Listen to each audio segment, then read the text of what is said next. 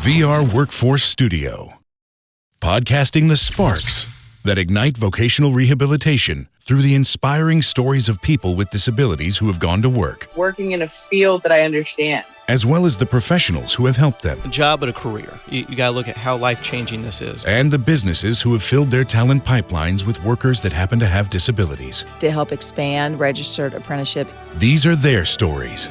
Because there's such a great story to tell about people with disabilities. Now, here are the hosts of the VR Workforce Studio, Rick Sizemore and Betsy Civilette.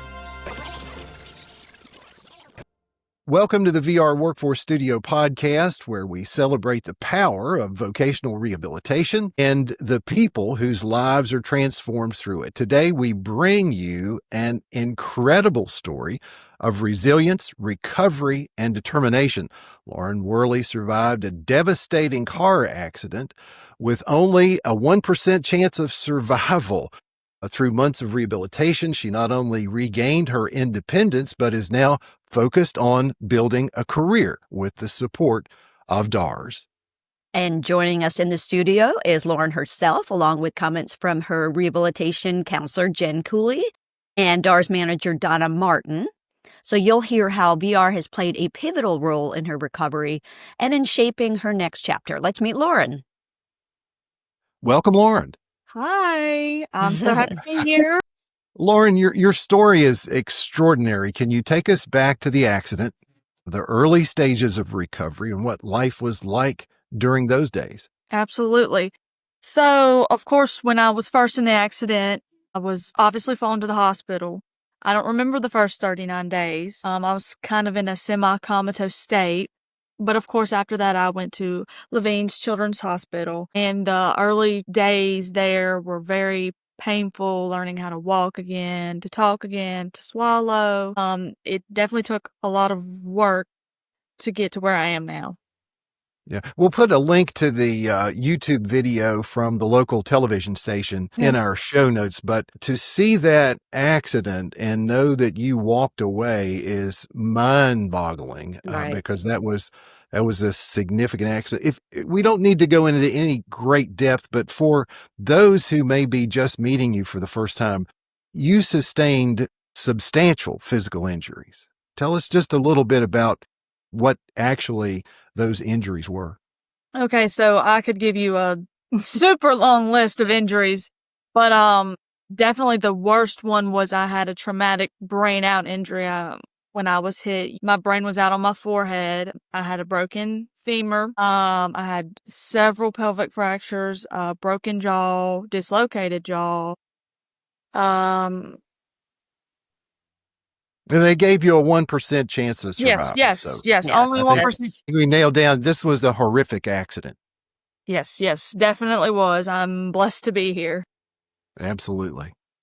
We're glad you're here. So, Lauren, tell us, how did you first connect with DARS and begin working with your VR counselor? And what was the first step towards thinking about work and a career after such a life-changing event?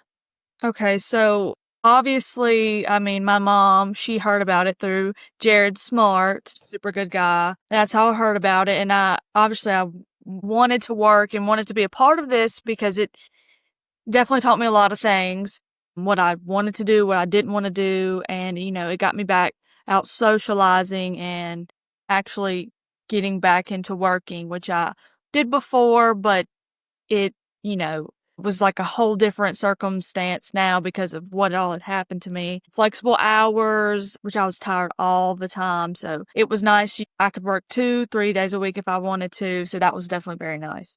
So what was that job that you're describing? What were you actually doing? I work here as a nurse aide at Woodlawn Elementary School. It's very nice. It's taught me that I probably don't want to pursue a nursing career, but I do love working with kids. So it maybe has me leaning towards working in a school system.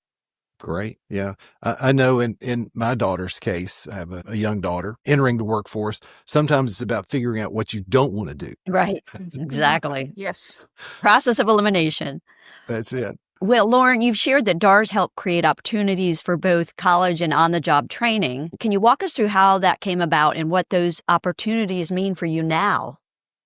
Okay, so obviously working here at Woolwine has definitely, my plan my whole life was I wanted to be a nurse. I was like, I'm going to be a nurse. I'm going to graduate high school. I'm going to go to college to be a nurse. And then, of course, being here and dealing with the things that I've had to deal with is making me lean towards not wanting to be a nurse, which is fine. You know, things don't always go according to plan. I have had to learn that the hard way, but it definitely has given me an opportunity to think about pursuing the, you know, working here or working at any school system, because I love children. I have a lot of, you know, passion for helping kids and wanting to help them, which I think, you know, I've talked to a lot of teachers who don't necessarily love their jobs, but I think if you have the right attitude, that I think I would love working here. Sounds like you're on such a good path.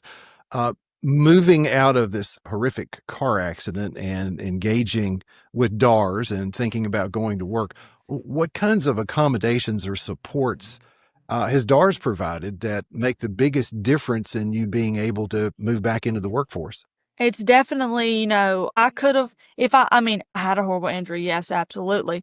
But I'm not going to sit at home for the rest of my life and do nothing. You know, you have to get back out there. You have to get back in reality eventually. And it's definitely helped me be social, learn to be social again, to put in some hard work. And I wouldn't have been able to have that without this DARS program.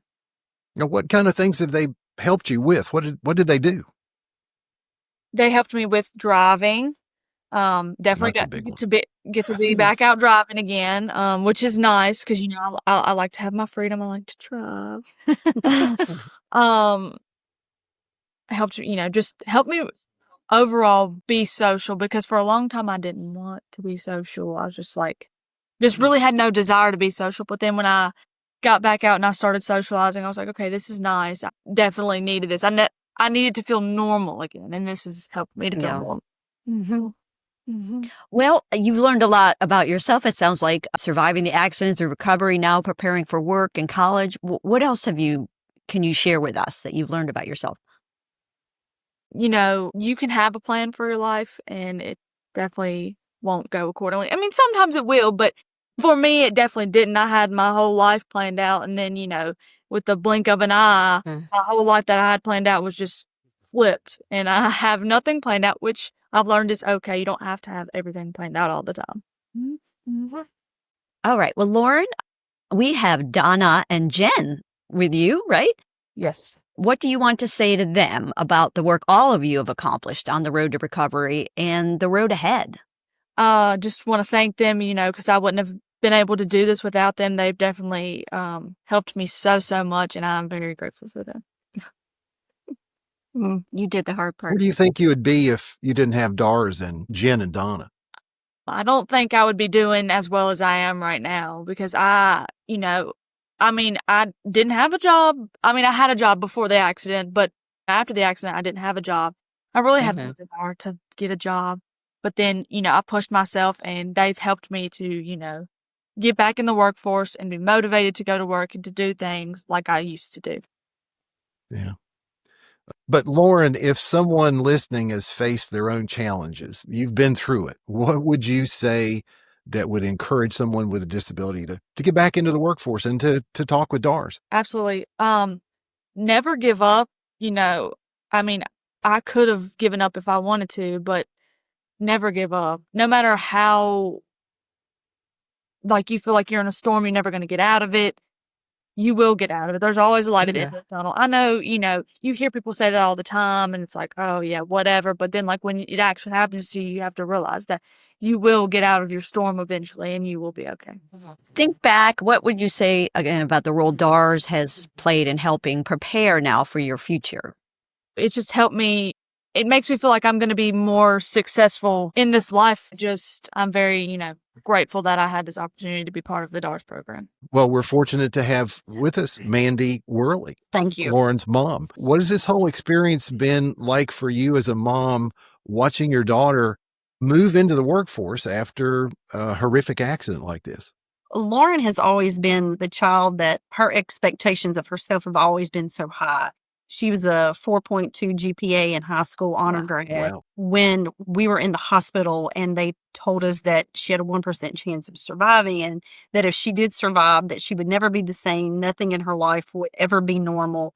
So as a Man. mom, you've watched your child excel at everything she's ever done, and she's always worked. And we have a farm, and she's always worked hard on our farm. And I felt like that could possibly be stripped away from her, that all these goals that she had set from herself, would she ever go to college? Would she ever be able to work again? And so for me, when she was able to start the DARS program last year and to watch her blossom into her old self, because with a frontal lobe brain injury, it is a complete personality change. My background is a nurse, and I have taken care of frontal lobe injuries in my previous nursing jobs. And a lot of times the outcome is very poor. And I watched her go from being at home and doing rehab, outpatient rehab in June, July. And then when she started the DARS program in August, it completely transformed her personality. She learned, she had to learn how to socialize with people again, because that part of her brain had to make new synapses and new connections to know what was right and what was wrong. And the program completely gave me hope for her, because she was not able to just go work in a normal workforce after her accident. Had to be rehabilitated back to work. And this program has meant everything in the world to me. You're a nurse. You understand, particularly work with brain injuries. Yes. The positive nature of this outcome, particularly in Lauren's verbal skills. And Correct. Of course, I'm not a doctor, but I've been in voc rehab long enough to know sometimes the impact on one's ability to express themselves verbally is profound. And we just had a delightful conversation with Lauren. No, I was just going to say talking about her frontal lobe injury, her neurosurgeon, Dr. Patel, he often says that he is going to do research on her, because there's no medical explanation for why she is the way that she is. And she is definitely a miracle. We are very blessed of how phenomenal she has done. And I give all the glory to God. She's doing amazing. Donna Martin, manager of the DARS office that supported Lauren. What's your take on all this? Well, it's not every day you get to be part of a remarkable story like this. It's not every year, right? I've been with the agency 33 years next month. And Wow. it's this cool stuff that keeps us going and makes us, I tell folks we don't work for the applause. We work for the cause. And every once in a while you get to hear some feedback like that. So that's cool. I like that. I've not heard that saying, but Really? it's so true. I mean, it is the cause for sure that we all Exactly. work for. So it's nice to hear it. And we certainly don't work for that reason. Over the years, having been with the agency for years, I have always believed in students and young people being able to work and learn. I made my kids start working when they were 12, babysitting, doing other things, just like Mandy said, working on the farm, doing that kind of thing. It's important, because you're exactly right. It's figuring out what you don't want to do. My daughter came to me and said, I want to be a teacher. I said, go spend some time in the classroom before you graduate high school. She came back. I don't want to be a teacher. She's an occupational therapist. She figured it out. She's great with what she does. So, everybody deserves that opportunity. And our agency having these paid work experiences that they get to go out and try to do some stuff that we wouldn't normally, get to do unless we volunteered. I think that's huge. It's a huge, potentially impactful thing for some folks. Not everybody gets to have a good one, but when we get a good one, it's nice to hear. That's fantastic. Let's hear from Jen. Hello. Well, Jen, from your perspective as a voc rehab counselor, what do you want to say to Lauren? I am extremely thankful to be Lauren's counselor and have gotten to work with her and meet her and just to know her. Before even getting her case, I was reading about her and following her dad's Facebook post and praying for her. So getting her as a client has just been amazing to see her growth and see how well she's grown, how much she's grown and how well she's done and all that she's going to give back to the community in the workforce. Would like to thank all of our guests for being on this episode of the VR Workforce Studio. Lauren Worley and her mother, Mandy, join us from Martinsville, Virginia, where she is involved in a paid work experience and pursuing education and other opportunities in our future. We hope to have you back once you move into full-time employment. Thanks for being on our podcast today. Absolutely.